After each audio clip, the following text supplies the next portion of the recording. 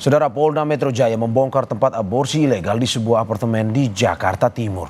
Total ada 361 pasien selama 3 tahun beroperasi.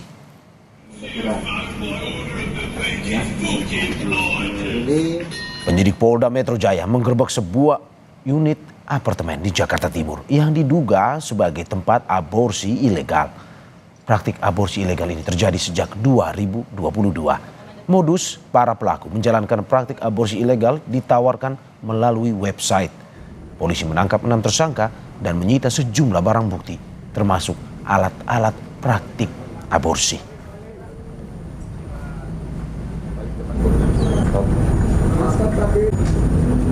Cukup. Setelah data tersebut, kami menemukan nama-nama pasien sebanyak 361 pasien. Tentu ini masih kami lakukan pendalaman apakah 361 ini benar melakukan aborsi di praktek aborsi ilegal tersebut atau tidak, ini sedang berproses.